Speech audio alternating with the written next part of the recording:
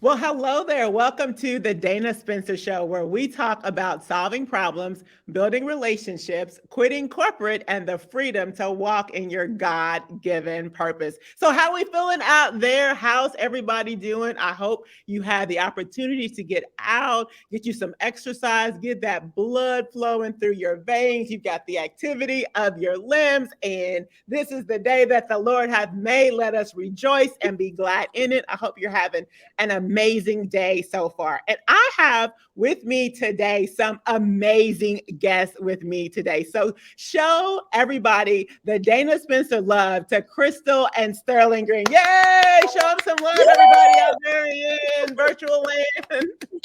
So awesome. So Crystal and Sterling, definitely welcome to the Dana Spencer Show. I'm super excited that you all are here. Well, thank you for having us, first and foremost. This was a calling, should I say, or just a great opportunity to share our thoughts and have, some say in what we do and how we got into real estate. So thank you for having us. Awesome. Yes, I echo those same sentiments. Just thank you so much for having us. We're grateful to be a small part of your platform. So thank you. Oh, you're welcome. You're welcome. So let's just jump right into it. So, anybody who knows me calls me a hopeless romantic. So, just tell our audience a little bit of how you all met. I'm gonna let the boss take this one. Good one. Good job. Good job. Yeah. Smart man. So Sterling and I met more than 15 years ago at Arcadia University, which is a private institution university in Pennsylvania, in Glenside, Pennsylvania. Junior year, I kind of saw him and was like, who's this handsome man? And then we progressed just in the same circle of friends, predominantly white university, Spanish, I'm Puerto Rican. And so our circles were getting tighter and tighter knit, just being, minorities on campus. And then after we graduated, it was one of those things where we just kept in touch. The chemistry was there. And we've been married for 11 years and together for 15. So all of our 20s and most of our 30s so far. So she Awesome. right. Yeah. Sterling, would you have anything to add to that story? It seems like, sometimes the women have a different perspective than sometimes the men have a different perspective as well. So anything that you would add? Yeah. I would say that was a good iteration of that story. So yeah, she had all the key points. But yeah. Well, what he's failing to say is he flew me out to Atlanta, and I was like, "Oh, he's buying flights and flying me out." It wasn't Atlanta, it was Kansas. Oh, Kansas. Kansas City. Yeah. There you go. And I was like, okay. Yeah. Well, yeah. So Kansas City, Kansas, or Kansas City, Missouri? Kansas City, Kansas. Yep. Okay. So a Chiefs fan, I'm assuming? No, actually, so that's we can get into fandom, I guess, maybe later. But no, my father was working for a company out there, and he was living out there for about 8 or 9 years, and he was the superintendent of Kansas City, Missouri Public Schools, even though that's a different thing. So at the time, he was working there, and so at post college, I spent the summer out there interning with him, and thus he was like, "Who's this young lady you keep talking to?" So I was like, "Well, let me just have you go on and meet her." So. And flew me out. Yes, and then flew her out. Yeah. So. Okay. All right. And so then we ended up getting married, and now you live in Pennsylvania? Yes. Correct. Yep. Okay. So I thought Sterling was going back home to Indiana or Kansas or wherever his family is in the Midwest. And he ended up getting a teaching position out here. So he stayed in the Pennsylvania area. Yeah, that is correct. Yeah, I'm born and raised in Indianapolis, Indiana. So we've got Midwestern. My family has Midwestern ties, so that's why she said Indiana. U.S. sport team, though, just I'll quickly throw that in there. And hence why when I mean we, in the household, are diehard Michigan Wolverine fans. So heavily influenced by the Fab Five and Charles Woodson. And I get asked that all the time, like, why are you a Michigan fan? Well, it's because you grew up in Indiana, you're either IU or Purdue. It's really no in between. I chose in between and went the boys up north. So all good. So it's a quick anecdotal story. Yeah, the Fab Five was pretty dynamic, so I definitely can understand that for sure. For sure. Yeah. That was like right in my, coming of age years, particularly as a aspiring athlete when I was in second grade. So yeah, all the thing heavily influenced by them. So, okay, so see, now my head went into two different directions. So the athletic path. So what ended up with that? So you're watching, the guys, Fab Five and everything. What happened with your athletic career? I ask myself that all the time. No, no. I went to play on high school basketball, did football as well. At the time, we lived. My father went to work with the College Board in New York, so we were living in New Jersey though. So that's how my path ended up in terms of Pennsylvania, particularly Philadelphia. But went to high school in South Jersey, played 4 years, and then high school basketball, and then went on to Arcadia University to play there. And I knew probably even before I don't know, early on, even in high school, that like pros weren't the where I was headed, but I just loved to play and compete. I had the opportunity to play alongside some professional athletes. One of my good friends, particularly growing up, had a long career in the NBA. His name was Courtney Lee. We grew up together, and played on the AU circuit with a lot of prominent NBA players. So I could tell very clearly there's a difference between their athletic ability and what I'm able to do or not able to do. But nevertheless, played 4 years and then went on to coach basketball, middle school and high school for about 7 or 8 years, and then I kind of. You gave it my whistle and hung it up here. So how did your paths cross real estate investing? Yeah, so I feel like I've always had that entrepreneur mindset. Let's see. I'll go get it. I joined a network marketing company, which changed my mindset. And so I remember having a very intense conversation with Sterling about being our own bosses. And he looked at me, and his trajectory was he wanted to be an assistant principal, and then a principal leading and running a school. And he had told me, like, I will always work for someone. And I kind of looked at him like, okay, that's your path. But as we're building this journey together, and that shifted my mindset a lot. But what really hit it for Sterling was that we, thank God blessed us with a son. And so him being in the educational space, just realizing that admin work wasn't necessarily for him. He loves coaching teachers, but it was one of those things where managing people is tough, right? Like in the people business. So once we had our son, he's like, okay, this is not it entirely.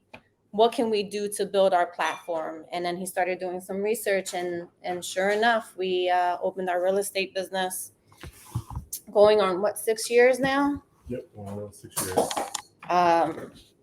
So we're heavy investors in Philadelphia. Well, medium to heavy investors. We're always looking for deals, especially Sterling.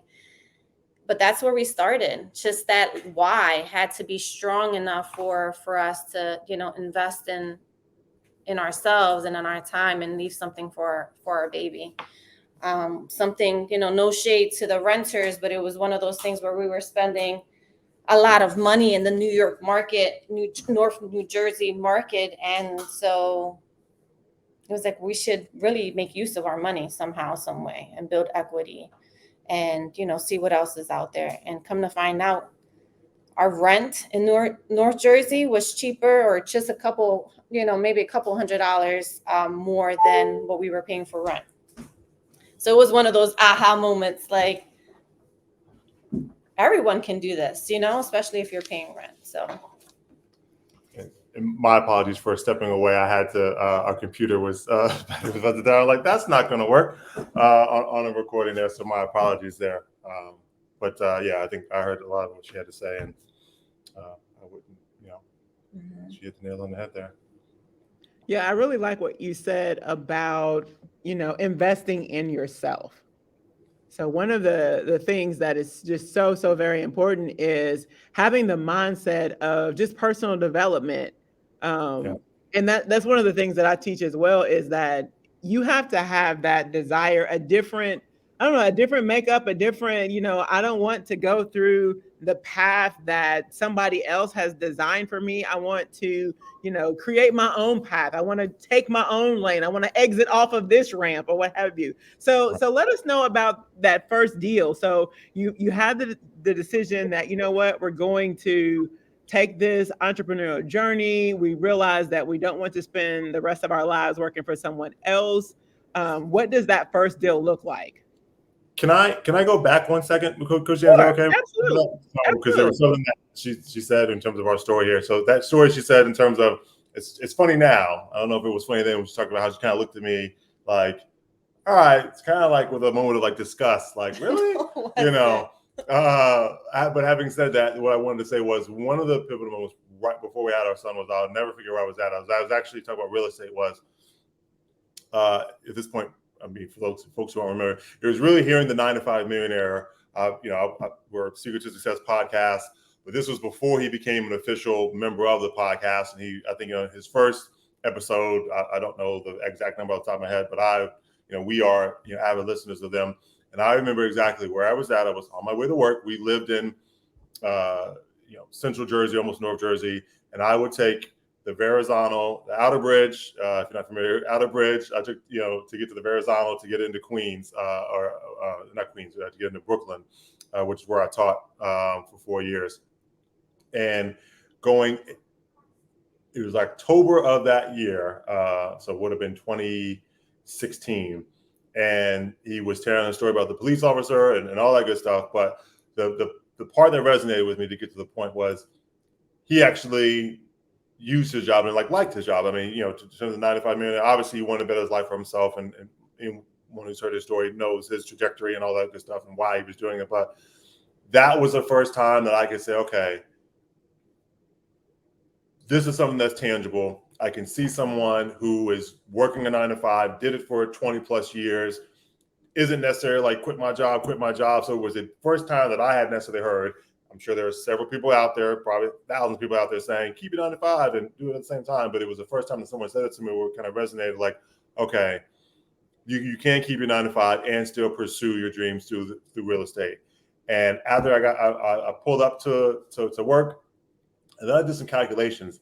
And I'm like, how much have I been paying in tolls for 4 years? Oh, yeah. And it was almost $18,000 in 4 years, just in tolls, right? Wow. And so I was like, yeah, that money could be going towards something else. So that helped to expedite the situation. So I, quickly got on, became a fan of Bigger Pockets and started doing some research. And then we moved back, just kind of fill in the gaps here. When we moved back from Central Jersey to Philadelphia, we were like, okay, we're going to rent.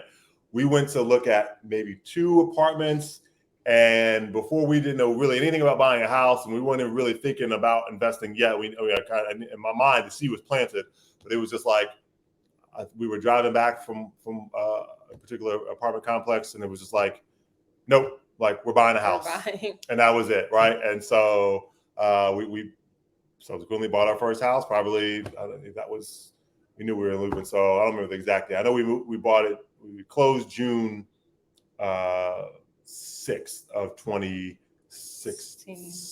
No, he was born in 2018, so 2017. Okay. Of 2017. And so I would say, 4 or 5 months later, prior to that, we had,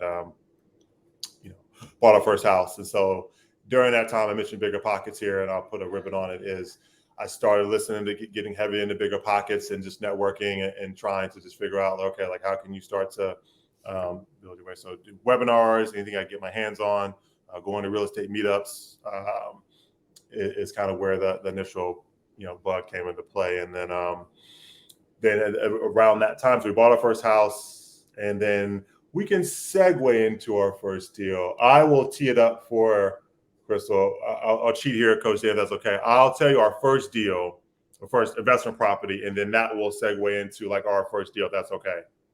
Well, and I just want to take a time out for just a second. So okay.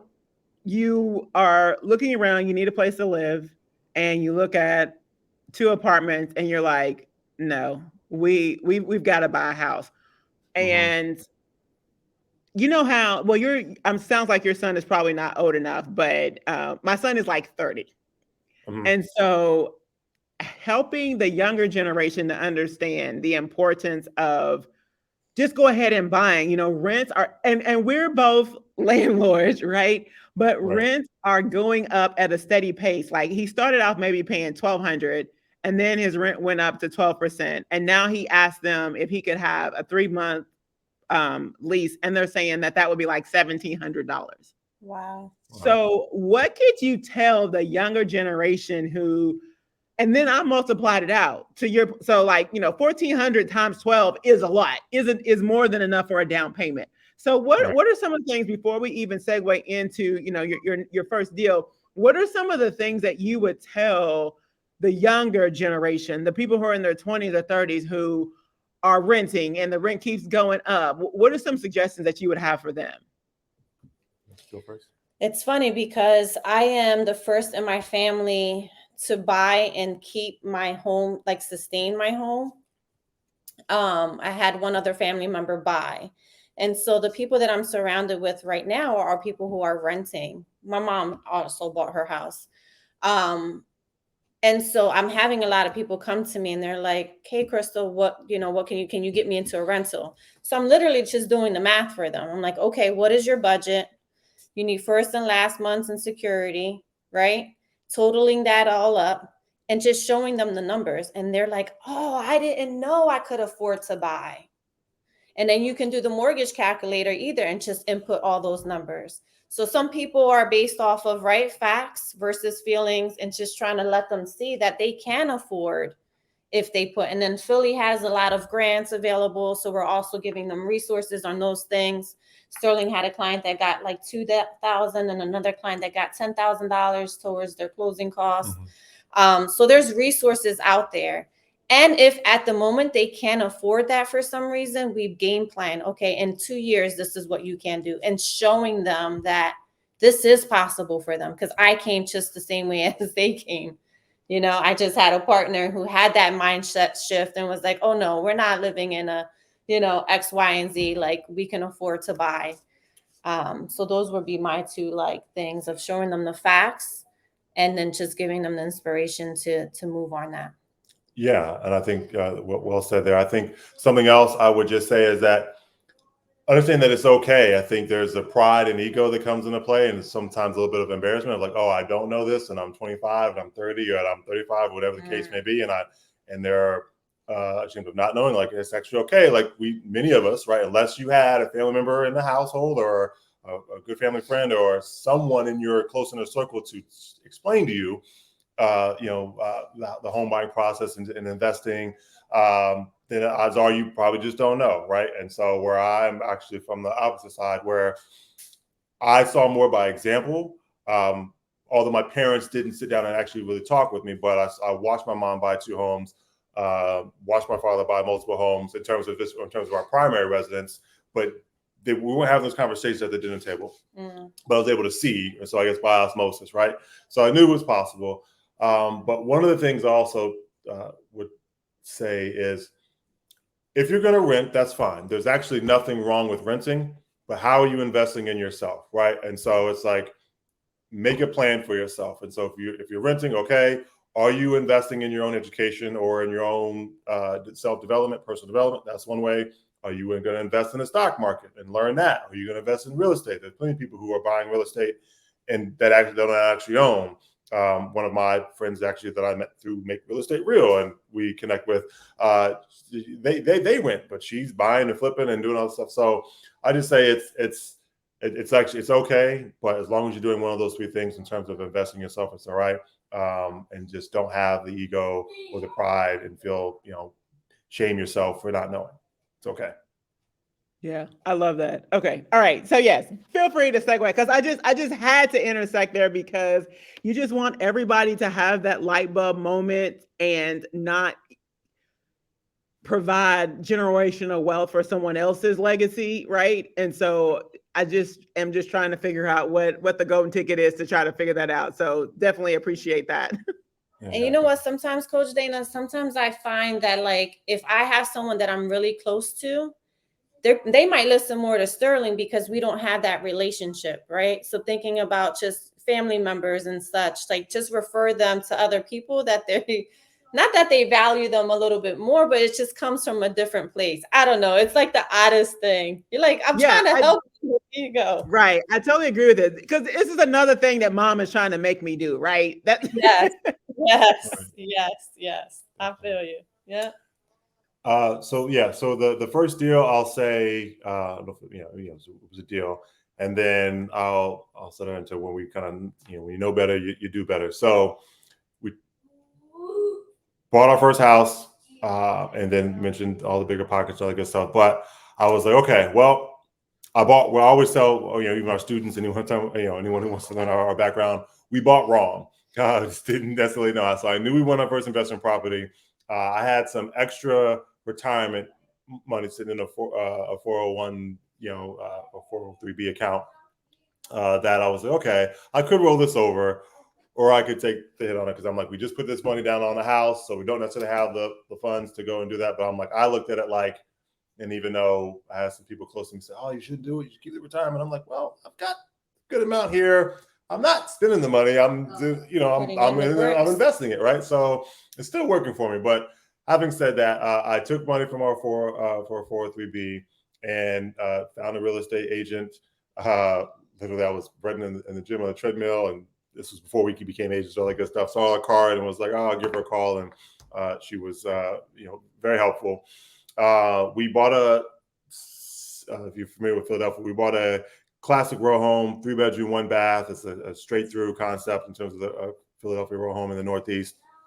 The numbers on it, we bought it for $127,000, put 15% down. So I believe all in, we were in it for, I think, around $18,000, like all in. This was 2018.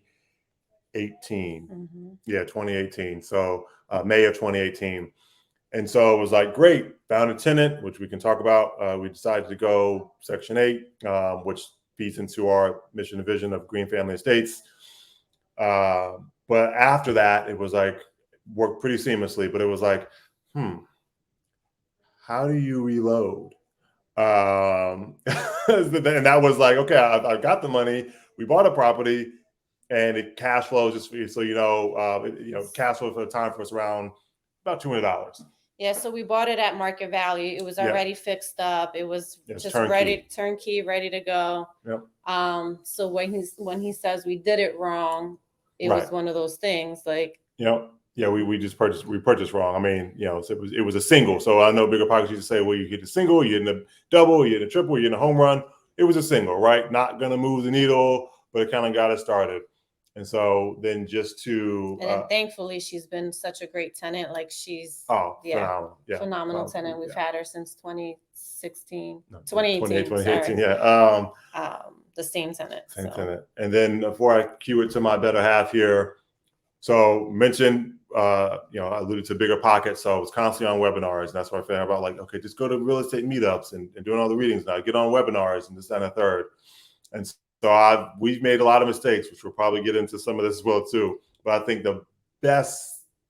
arguably probably the best thing I've done in the real estate is go to a real estate meetup, find a private money lender. Almost got scammed, but I was able to, someone else was able to, not do that.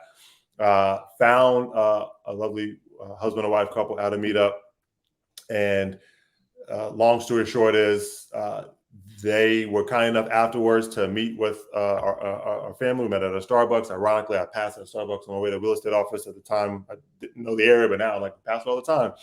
We met there, and they had a chance to hear us out and see where we want to go. And I just remember her saying, basically at the end, to summarize it, hey, you're not ready yet. Like, love your passion, love your enthusiasm, but you're not ready yet because we didn't have the funds, right? Like, we weren't there in terms of, we didn't have the reserves, basically, right? And so I was like, okay, that was very helpful and what I needed to hear. And so fast forward about a year later, and I'll toss over so you can talk about the first deal. So I kept in contact with them and let them know. So when we got tax return money, save that. When we got, then I had to convince my wife here. I kind of started looking at the numbers here. And this was before we were real estate agents, and I'm just like, our our family grew in size. And I was like, well, if we sell our house, we can use those proceeds to then buy. And so that's actually what we sold our first house and use those proceeds. And of course, we moved into here to our current home, but we were able to have enough in reserves. And so, I was probably checking in with them every 2-3 months, even if it was just to say hi or just check in. And so finally she came back. She said, you know what, Sterling? She was like, you're like just below our threshold for where we want you all to be. But she was like, we're so confident in because of how persistent you've been, that we found a private money lender that they fund 100% of the purchase price and rehab, that's why I said it's probably one that, and and I always kept saying, looking for, during this time, I was like, I knew I wanted to find the right money. There's 100, probably thousands of hard money lenders out there, sitting a third, but I was like, we were able to find not only just lenders, but people who we can call, text, they will truly mentor us and give us sound, sage advice. That's been good for us. So I'll say that. And so that fast forward us into 2020, August of 2020, where she can talk about our first actual deal. Yeah, but I want to talk about okay. your consistency too, like just you having the faith and the belief in ourselves, right? And just real estate. And I think back to your point, Coach Dana, is that some people with renters especially are fearful, right? They have this fear looming over them. And we were just talking about this because people are afraid to commit to a mortgage. I think that's one of the factors in why people rent. They feel like, okay, I can rent, I can get out of this lease in a year. Mortgages are 30-year typically commitments. So that's another thing that I work through with some of my clients of there's ways, right, of navigating this thing. I appreciate that. So that confidence and that persistence is you sharing with other people and the hard money lenders, like, no, we got this. We're confident. We're going to buy. We're going to invest. There's no ifs, ands, or buts about it. So, with our first, so we got the single family, and then Sterling got on a wholesale marketing email kind of, what is it called? Like a listserv. Listserv. We get automatic emails in addition to, so we were using a realtor, and we were just trying to get as many leads as possible coming through, because at the time we weren't agents yet at this point. So we were just like, we're still using a realtor, and then with wholesaling. And so we got a wholesale deal through his email for a single family for $88,000. And I was like, hold up, 88? What? We got to go see this thing. So sure enough, I'm on the turnpike driving down, there's other people kind of seeing it. Of course, my competitive side, which I don't consider myself competitive, but once you see somebody else looking at a property that you possibly want, you're like, hold up. So I tour it, and it's a huge, huge, beautiful, like Victorian style home. Needed a lot of fixing up. There was trash everywhere, just bugs, all types of stuff. And so I called Sterling. I said, tell them we want it. And so we converted it into a duplex. And so we have tenants in there also. The rehab was a disaster. We literally had contractors just quit on us. We had no idea. I don't even know if the guy is still alive. I don't know what happened. And it was around the time of COVID. So I'm like, are you okay? And then I had asked Sterling, I'm like, are his tools still there? He's like, nope, there aren't any tools. I was like, oh, then he quit. He's good. He just quit.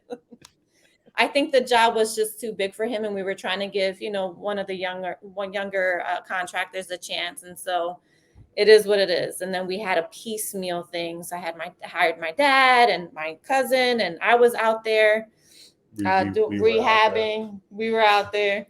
I'm joking. I'm saying we were out there. You don't want me fixing anything, by the way. But I will try. That's about it. I'm more the one like, let's do this. I got this. I'll figure it out. And so we have a duplex out there in Norristown that we had rehabbed and figured out, and we're generating some income off of that as well. And also the ARV, I don't know if you want to get into like those kind of numbers or anything like that, or how detailed you want to get in terms of, I'll let you guide the conversation in terms of what you want. So I heard that you said you had to convert it over from a single family into a duplex. So did you have to go with the city and go through all of that in order to get it converted over? Yes. So there was a lot of mess in that whole situation too. It was listed as a duplex or something like that. I forget the details. I have pregnancy brain too. We're expecting our baby. Things you never forget. So it was so it was an estate sale, or not estate sale. It wasn't an estate sale, but the owner had passed away. Children didn't want to inherit it, and so they went to wholesalers instead of going through the courts or anything like that. But having said that, he originally had a variance set up that basically, due to the township ordinances that had expired, because he didn't necessarily renew it. But it was like, well, he couldn't renew it because he passed away, right? Like that's one of those things. So that's what it was. Yeah. So the issue for us came. The township automatically reverted it back. We thought it was a duplex as it was marketed to us and as on the township's county records. So after some lawyer fees, which we found out about that, and zoning board hearings, that we definitely took some licks there and learned some lessons the hard way. It ended up being a duplex, and it was. But that entire process took, partly because of COVID, probably largely because of COVID, for it to play out and everything. Still took about 2 years, just about, for it to like officially play out. A lot of that had to do with COVID, but it was a long process. So that's a good tip though, like making sure that everything is zoned properly before you start doing work and all of that stuff. So Right, because you had a hard money loan, right? Correct. Yeah. It's still hard. Even private money, still hard money. Yeah. So we were able to cash our refi though. Still, we were still able to cash our refi. What took us longer, we needed an extension, not because of the variance, but because of the contractor and us. Like, we didn't get the work done in time. So if I'm not mistaken, we bought in August of 2020. We refinanced in June of 2021. So almost went a full year. I mean, we went about 10 months. But luckily, they didn't charge any extra. I actually think they maybe did a little bit, but it wasn't anything like crazy. They were very, like, they knew what was going on. And they know how diligent we are in making sure that we're executing and stuff like that. So, but yeah, definitely another tip for the books of making sure zoning and all that is good. And something else, I would just say, I've mentioned a couple of times, the value of going to real estate meetups, and like, don't discount that, and networking, like that is so incredibly valuable to just get around, people, because you can go online and Google hard money lenders and get it, like I said, 1,000 hits, and that might be the right move for you and your team or your situation. But I think there's something to it when you can develop a more personal relationship with someone. I think that's definitely has served us well.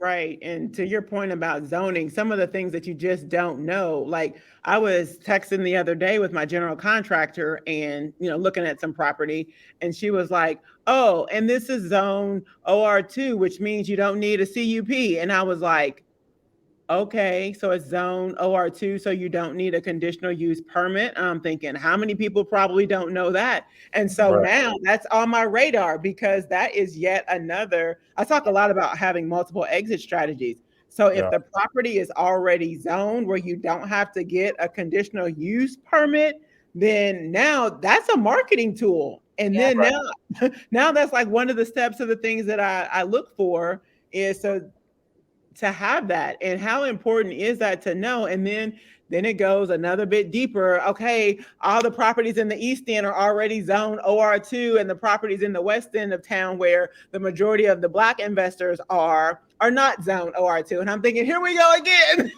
Yeah. Right. Yep. Knowing that, it's just so, like you said, meetups, and I talk a lot about building relationships on the Dana Spencer Show. So how important is it to build, and you alluded to it already, but how important is it to build those key relationships? Let me take it. Yeah, I think it is vital. Like I said, there's only so much listening to podcasts you can do and reading books, and you kind of get into the analysis paralysis, so to speak. But ultimately, real estate is a contact sport, and so. Oh yeah, hey, I see what you did with that. Yeah. Let's make a shirt. So you're going to have to network, whether you're an introvert or extrovert. You're going to have to, like I said, just form those relationships. With contractors, with lenders, with title companies, with subcontractors, and so that's just it's truly it's invaluable. Yeah, I agree, definitely. All right, so you bought your property, you were able to get it zoned as a duplex. I think it cost about $88,000. About how much was the renovation? Oof, 25, 30? No? Sorry, my numbers are wrong. Don't listen to me. Go ahead. He does all the numbers. Was pricey. Yeah, for that property, I think you're thinking of Glenside. I was like, that's really good. 30,000 for a duplex. Thank you. Appreciate that. No, that one took us about 80,000, honestly, in rehab. It was property 26, a little over 20 square feet, so it's a large property. So painting and all that good stuff. So so we're all in. So 88 plus 80, we're all in for about 168,000. Actually. Okay. And then I think you were going to. It's okay, Chris. That sounds right, right? We're just going to elevate that profit. Yeah. And the ARV of the property was, going into it, we thought it was going to be 330,000. This is another tip, right? In terms of estimate. So, okay, what you think is going to be, what we thought it was going to be was 330,000. It ended up being around 315 or so. So still good, but it's just not as, as Google. So you subtract that from, we got, 236. You subtract that from about 170. It's a little more than that. We charged in extra fees from our lender and stuff. So we made out okay, but it was definitely. It took a lot of things to aid away the profit. Talk about like that extension of the extra time we need, because they gave us a 6-month window of time, and then then they would allow us to re-up, and then talk about like lawyer fees. We had some violations from the township as well too. So there's a lot of things that kind of chipped away at some of that profit margin, but it was definitely good. The cost to hold the property. One of the things that I like to look at too is the cost to hold the property. So typically, I'm teaching, okay, how much do you need to hold it for? 6 months, 12 months maximum. You all had to hold it for 2 years before getting any income from that. So, having plenty of cash on reserves, that was just critical in that example for sure. Oh, yes, definitely. Yep. And someone else was on our radar too. Didn't necessarily affect us with this one. I'll say, if we did another deal, this one didn't necessarily apply to, it wasn't on our radar, but another deal is like looking at like taxes, like which seems obvious, but like looking at like how much taxes take away from your your potential income in terms of cash flow. That's like another a big piece, and number of bedrooms, bathrooms, and the rent that can command. So those are some just things that we're learning, right? And taking it with us for the next deal. And so is that when you finally have it fully occupied now? Yes. Yeah. Yep. Okay. And perfect. About that is also just that mindset shift. Like we learn through the process. We know what to look for, and now we're applying those skills and that mindset to our next property and everything is every property, every deal is gonna come with some kind of learning experience. So I don't want your listeners to think, oh my gosh, they bought this, they're this and that. Like, it's so worth it because you're learning through it. No one learns how to walk when they first are born, right? So you have to fall a few times, you have to get up, fall again. And so this is an experience that I truly would not change because we wouldn't be where we're at now. So, and It's- speaking at where you're at now, you said that both of you all are real estate agents. Yes. Yes. Yep. So, typically sometimes you hear where, just the wife or just the husband, but tell me why both of you felt the need to get your real estate license.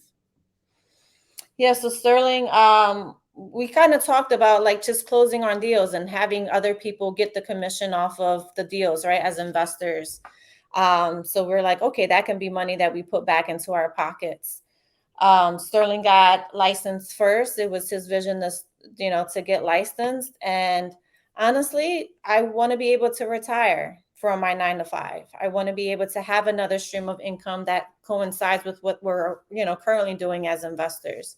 So as we're expanding our family, if Sterling can't go out and do something, then I have the licensure to be able to go out and substitute and kind of, fill in the gap, and vice versa. Yep.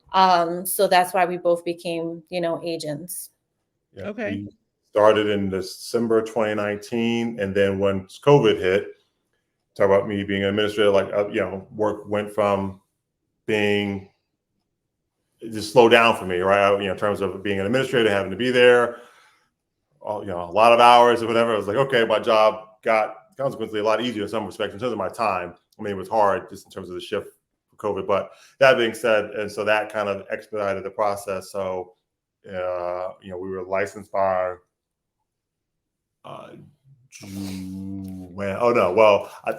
it was July, but because of COVID, it took some time. I didn't get my official license just because of timing with the state by October of 2020, and we pretty much kind of hit the ground running since. Yeah, it's just one of those thoughts, how do we streamline real estate? And we're agents, we're landlords, we're investors. How do we bring all that money back to Green Family Estates, to our business? That was the key thing. It was like, how do you source deals quicker? And then that's money that we can keep and recycle into, allow us to scale a little bit faster. Oh, yeah, that's awesome. And so word on the street is that a lot of administrators are leaving the classroom and getting their real estate license. Are any of your peers going down this route? Are you hearing that, or is that not the word on the street where you all are?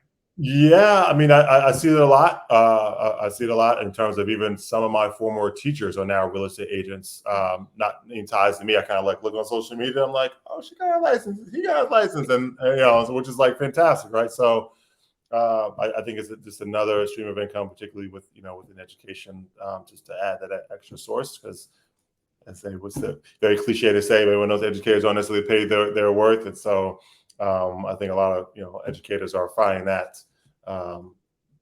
Particularly teachers are able to, and administrators, in education can, get in real estate. So it's definitely a thing. And we've definitely had another layer to real estate that we have is that we also teach high schoolers, all Black and brown boys, at a school out here in the Philadelphia area. So we teach them twice a week real estate fundamentals. Oh, So awesome. it's another source of real estate income, but it's also geared towards our mission of educating our young, children, our future leaders, our future generations about generational wealth and how to invest, so that when they're done college, they know, okay, this is what I need to do. This is what I am looking for. This is what a contract looks like. And having that lingo in their vocabulary to ensure that they are not getting walked all over when they are ready to either buy or rent for a short term.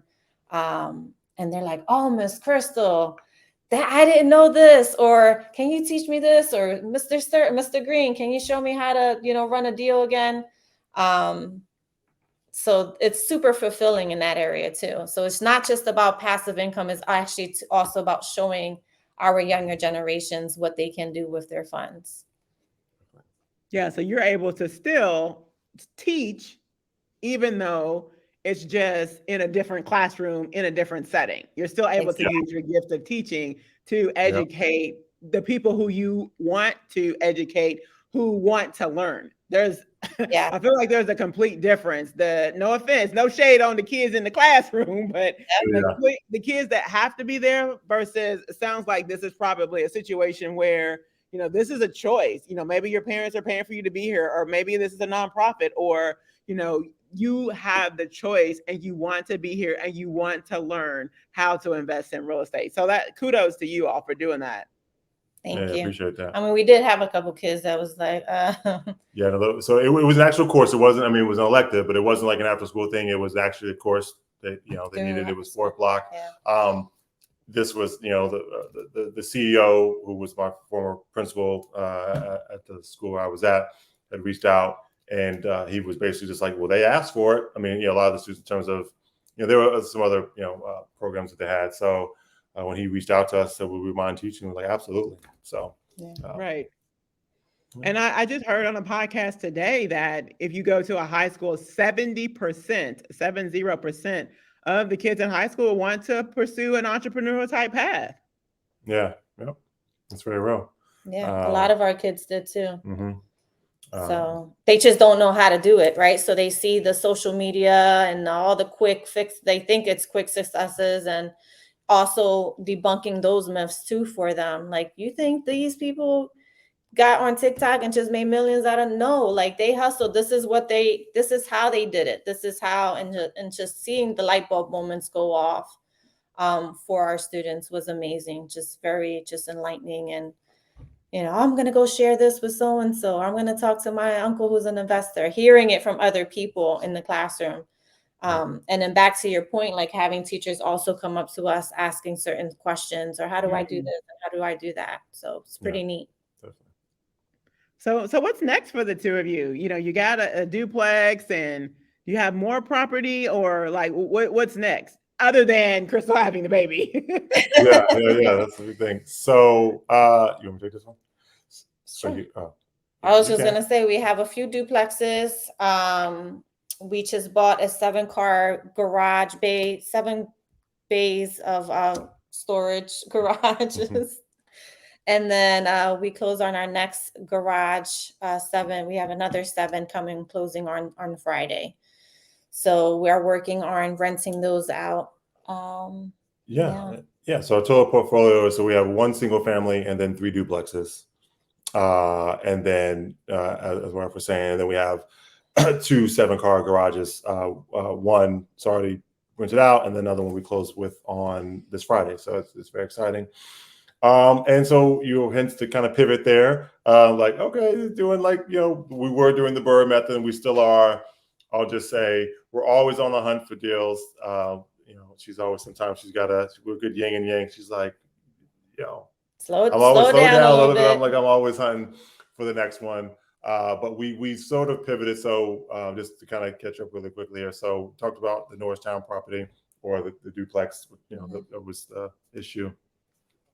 We went on to another duplex that we currently own, and the difference between that was the rehab wasn't as expensive. That was a $25,000 one. That's kind of what we're starting to target, is like, okay, how can we still do a Burr, but can we find a property that we can do some cosmetic updates to and still bring up the property value? So, but within that, and we've making offers a lot, and I'm not getting accepted, but that's okay. You can't get accepted if you're not going to offer. So I have to be okay with the no's, but have started to target the commercial space. And the first garage kind of fell into our lap a little bit because it was directly behind the duplex that we own that we didn't even know was back there. And so it literally almost kind of fell into our lap. And so that's kind of sparked a curiosity. I'm like, okay, well, this is actually a little bit less maintenance. Actually just as profitable, if not a little bit more profitable. So we started hunting the next garage, and this one we were fortunate enough to be able to get this one we have coming up on Friday. So it's kind of funny to say, like, when with bigger pockets, I say this all the time, there was a stack method. So it's like, okay, you get 1, then you go from 1 to 2, then 2 to 4, then 4 to 8, and the stack is what it's called.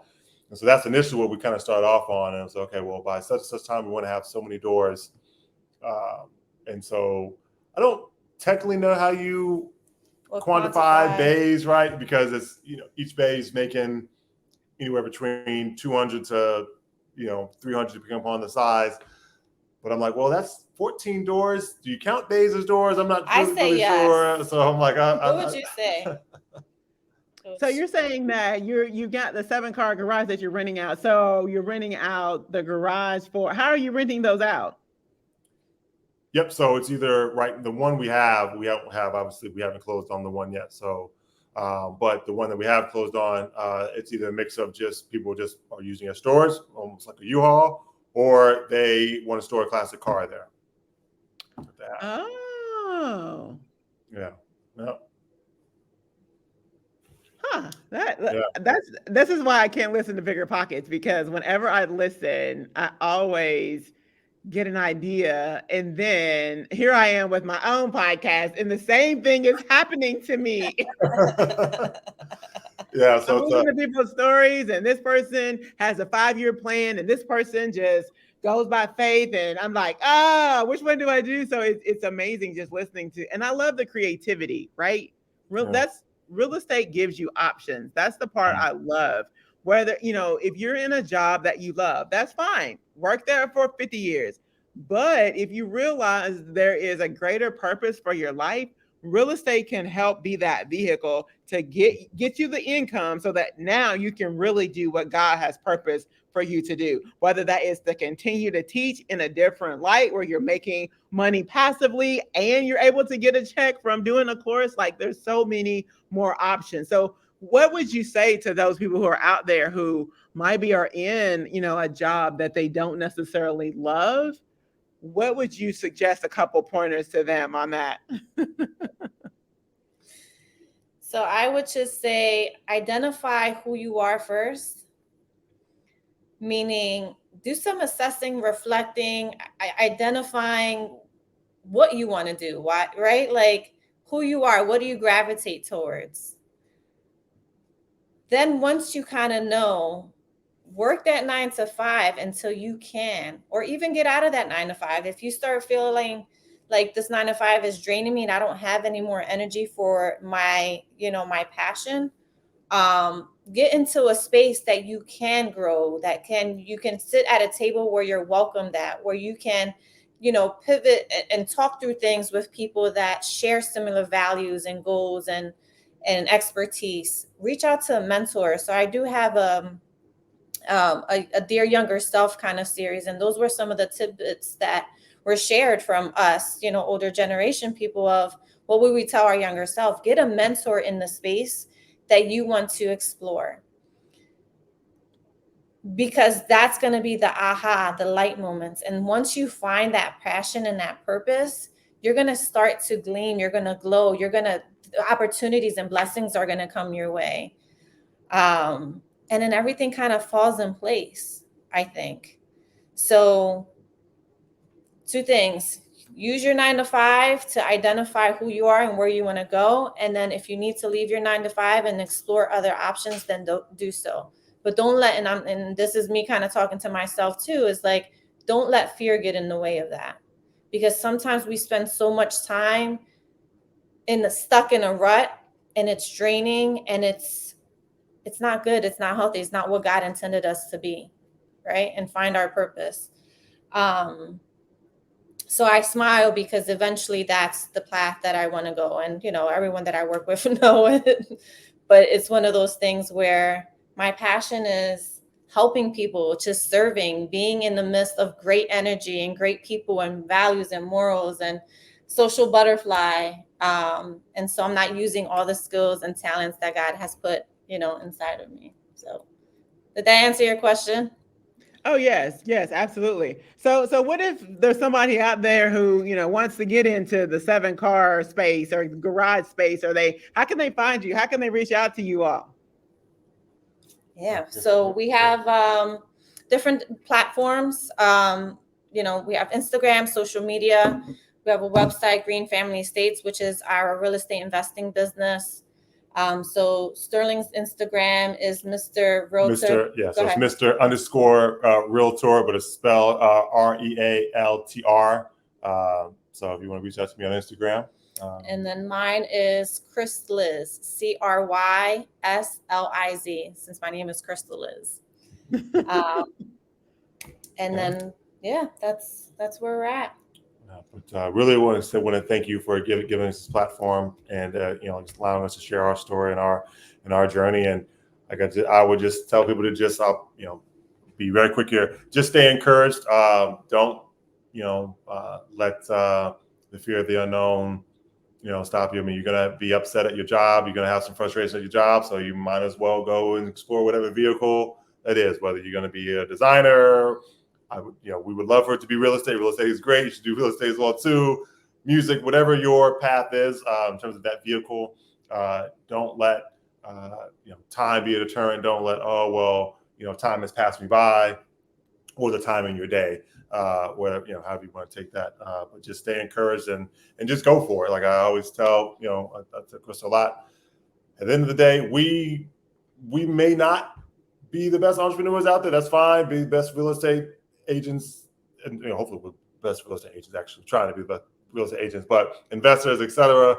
But we're just going to go for it. Like we're going to be able to look our kids in the eye and be like, you know what, mom and dad, like they went for it. And so we hope to, and we will get there. But there is a reality of like, we may not be, super multimillionaires, but they will, right? And they'll have a path like our children will. So that's like kind of what's the pushing and the drive is like, they'll get there and they'll be able to see that, I'll be able to look our son and daughters in the eye and be like, hey, we went for it. So just go for it and let the chips fall where they may. Awesome. Well, I was going to ask you to put a bow on this, but you couldn't have done any better than that. So Crystal and Sterling, thank you so much for your time on the Dana Spencer Show, and certainly look forward to continuing to watch your journey and to see where the Lord ends up taking you, and best and prayers for Crystal and your safe delivery. And until next time, thank you so much for your participation on the Dana Spencer Show. Thank you. All right, thank you. Be well.